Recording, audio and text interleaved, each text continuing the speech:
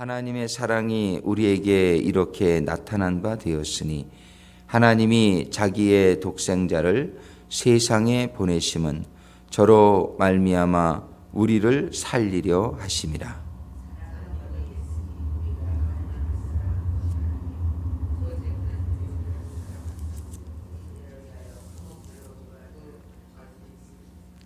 사랑하는 자들아, 하나님이 이같이 우리를 사랑하셨은즉 우리도 서로 사랑하는 것이 마땅하도다. 어느 때나 하나님을 본 사람이 없으되 만일 우리가 서로 사랑하면 하나님이 우리 안에 거하시고 그의 사랑이 우리 안에 온전히 이루느니라. 아멘. 기도하시겠습니다. 아버지 하나님, 감사합니다. 오늘도 주시는 말씀이 성령님의 깨닫게 하심과 감동으로 임하게 하셔서 저희들이 아버지 하나님의 말씀으로 지배받는, 말씀이 역사하는, 말씀에 순종하는 저희들의 삶이 되게 하여 주옵소서. 예수님의 이름으로 기도드립니다. 저희들이 이번 주간에는 축복받는 인생이라는 주제를 가지고 말씀을 보고 있는데, 이틀 전에 감동해 주신 말씀은 정말 가장 축복받는 인생은 하나님과 동행하는 인생이다, 그런 개념을 보았어요. 에녹이 하나님과 동행했고 노아가 하나님과 동행했고 믿음의 선배들이 하나님과 동행하는 가운데에 정말 하나님의 능력을 받아서 큰 일들을 이루시는, 노아가 사람이 어떻게 그런 큰 방주를 지을 수 있겠어요? 도와주는 사람도 많지 않았던 것 같은데, 그러나 그 큰 방주를 지을 수 있었던 것은 하나님과 동행하는 가운데 하나님이 지혜를 주시고 하나님이 능력을 주셔서 그런 큰 방주를 지으셨던 것처럼, 사도 바울이 어떻게 미약한 한 인간이 그 넓은 광활한 땅을 다니면서 여러 교회를 세우는 그런 일들을 할 수 있었겠느냐 말이에요. 정말 이 사도 바울이 하나님과 동행했기 때문에 하나님이 인도해 주시고 하나님이 능력을 주셔서 사람으로서는 감히 할 수 없는 큰 일을 감당하셨는 줄로 믿습니다. 예수님이 그냥 사람이시기만 했다면 어떻게 오병이어의 기적을 일으키고 바다 위를 걷고 그러셨겠느냐 말이에요. 성령님이 예수님, 인간 예수님과 함께, 성령 하나님이 함께 하심으로 그런 놀라운 능력들이 나타났다고 성경은 기록합니다. 우리는 동행하는, 하나님과 동행하는 삶이 되어져야 되겠다. 두 번째로 어제 우리가 생각한 것은, 동행할 때에 그냥 같이만 걷는다고 능력이 나타나는 건 아닌 것 같아요. 동행할 때에 우리의 삶을 하나님께 맡기는 삶을 살자. 같이 가지만 영원한, 부부로 살지만 영원한 그냥 따로인 사람들도 많이 있어요. 미국에서는 통장을 따로 가지고 이렇게 많이 산다 그러는데 그건 아니다. 하나가 되는, 서로 부부면 한 몸이 돼야지 그게 진정한 부부인데 따로 사는 사람들이 많아요. 그러다가 이혼을 아주 쉽게 하죠. 언제든지 준비되어 있으니까 이혼할 수 있는 준비가 되어 있죠. 따로 사는. 근데 하나님과 동행을 한다고 해서, 동행한다는 건 사실 하나 된다는 것이 포함되어 있지만 같이 걷는다라는 개념으로 볼 때에 우리는 정말 하나님과 동행, 그냥 걷기만 할 뿐이 아니라 하나님이 내 안에 계시고 내가 하나님 안에 계시고 그런 삶이 이루어져야 되는데, 그런 개념을 어제 저녁에 수요예배 때는 맡기라. 너희는 너희의 모든 길을 하나님께, 여호와께 맡기라. 그러면 그 맡기는 삶은 하나님이 해와 같이 빛나게 하시리라. 어제 그 말씀을 통해서 정말 하나님 축복받는 인생은 하나님과 동행하는 인생인데, 하나님과 동행할 때에 하나님과 온전히 하나님께 맡기는 인생. 우리 자신을 믿지 말고 우리가 하나님한테 맡기기 위해서 뭐 어떻게 해야 되냐? 우리가 기도하자. 기도할 때 하나님이 주시는 말씀을 받고 말씀을 받는 그 말씀에 순종하는 삶을 살자. 죽기까지 순종하자. 이것이 두 번째 축복받는 인생의 어떤 조건이다. 이렇게 볼 수 있어요. 오늘은 정말 하나님에게 축복받는 인생이 되기를 원하는데 하나님과 동행하고 또 그러면서 하나님께 맡기고, 근데 한 가지 아쉬운 게 있단 말이에요. 그냥 맡기고 그냥 동행하고 거기에 한 가지 참 들어가면 너무 좋은 게 뭐냐면 사랑이다. 이렇게 볼 수 있어요. 사랑. 하나님과 동행도 하고 하나님께 맡기기도 했는데 사랑은 없어. 예를 들어서 그러면은 아주 중요한 요소가 빠지게 되는 것이죠. 사랑하는 삶은 행복한 삶이 되는 줄로 믿습니다.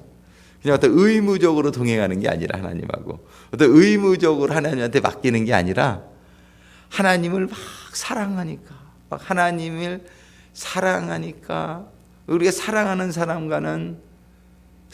사람에게는 모든 걸 주고 싶잖아요. 사랑하는 사람. 사랑이라는 것은 얼마나 귀한 것인지 몰라요. 근데 우리는 사랑할 수 있는 사람을 우리는 보통 사랑한단 말이에요. 우리가 보통 사랑.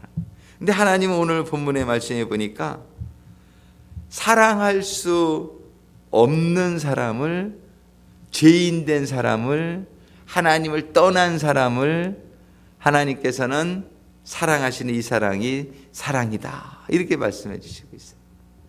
정말 하나님의 사랑은 어떤 조건부 사랑이 아니고 하나님의 사랑은 그냥 당신이 있으니까 내가 있으니까 사랑을. 하나님의 사랑은 무조건적인 사랑. 그리고 그 사람을 위해서 자신의 독생자까지 내어줄 수 있는 사랑. 정말 이러한 사랑. 하나님이 오늘 본문의 말씀을 통해서 자 봅시다. 사랑하는 자들아, 하나님이 우리를 사랑한다고 말씀하십니다. 사랑하는 자들아, 우리가 서로 사랑하자. 우리가 서로 사랑하자. 그러시면서 하시는 말씀이 사랑은 하나님께 속한 것이니, 이 사랑은 하나님께 속한, 이 세상 사람들도 사랑을 많이 얘기하지만 세상의 사랑은 가만히 이렇게 따져보면 전부 이기적인 사랑이에요. 나에게 어떤 유익을 줄까, 이런 내가 손해보는 사랑이 아니라 세상적인 사랑은 거의 다 이기적인, 내가 중심이 있어, 나에게. 그러니까 그거는 사랑이 아니에요. 하나님의 사랑은 뭐냐 하면은 사랑은 하나님께 속한 것이니, 세상이 말하는 사랑은 사랑이 아니다, 이렇게 우리가 얘기하죠. 사랑은 하나님께 속한 것이. 그럼 하나님께 속한 것이, 하나님이 말씀하시는 사랑, 그 사랑하는 자마다 하나님께로 나서 하나님을 알고, 하나님의 사랑을 하는 자는 하나님께로 나아가게 된다, 이렇게 얘기해요. 하나님의 사랑을 하는 자는 하나님께로서 난 자가 되고 하나님을 알게 된다. 근데 하나님의 사랑을 아니하는 자는 하나님을 알지 못한다. 왜냐하면 하나님은 사랑이심이라, 이렇게 말해요. 하나님은 자체가 사랑이심이라. 여러분들, 우리가 정말 하나님의 사랑을 알고 하나님의 사랑을 하고 있습니까? 한번 우리 자신을 한번 살펴보는 시간이 되기를 바랍니다. 내가 정말 하나님의 사랑을 알고 하나님의 사랑을 하고 있습니까? 만약에 그렇지 않다면 우리는 하나님으로부터 난 자가 아니다, 이렇게 얘기할 수 있단 말이에요. 많은 사람들이 하나님을 사랑한다고도 하고 하나님을 믿는다고도 하지만 그 사람의 삶 가운데서는 하나님의 사랑이 나오지를 않아.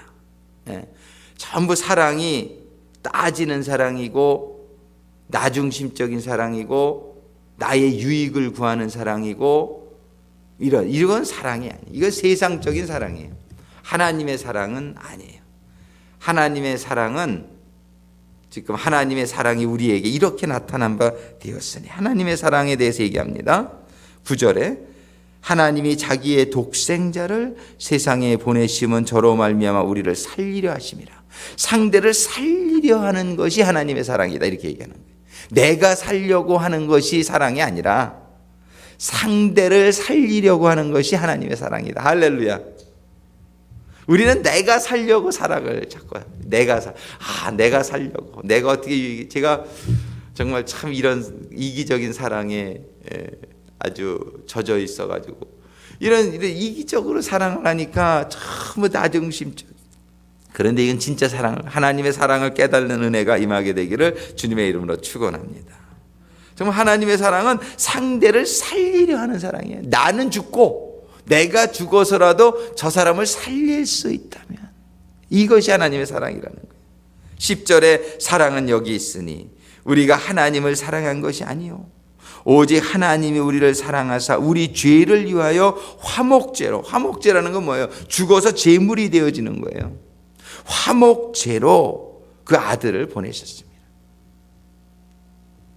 어떤 분이 아들이 선교사가 된다고 그러니까 다른 사람은 다 선교사로 갔는데 할렐루야 막 이랬는데 자기 아들이 아프리카로 선교사로 간다 그러니까 그거는 안 되는 거야. 그거는 이거 이렇단 말이에요. 우리들의 참. 근데 아버지의 사랑, 우리 하나님의 사랑은 어떤 사랑이냐면 그 아들을 제물로 내어주는 사랑. 이 사랑을 배울 수 있게 되기를 바랍니다. 나에게 가장 소중한 것을, 내 생명보다 소중한 내 자식을 다른 사람을 살려주기 위해서 내어준다. 이것이 하나님의 사랑이라고 말씀하신 거예요. 이 사랑, 사랑하는 자들아, 11절에 하나님이 이같이 우리를 사랑하셨은즉 우리도 서로 사랑하는 것이 마땅하도다. 우리가 정말 하나님께 속한 사람이라면, 우리가 정말 하나님의 말씀에 순종하는 사람이라면, 하나님이 이같이 우리를 사랑하셨은즉, 이것이 사랑이라고 가르쳐 주시는즉 우리도 이렇게 서로 사랑하는 것이 마땅하도다. 할렐루야.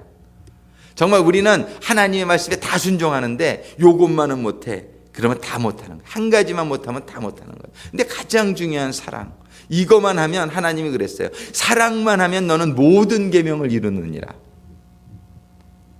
우리는 축복받는 인생이 되기를 간절히 소망합니다. 아멘.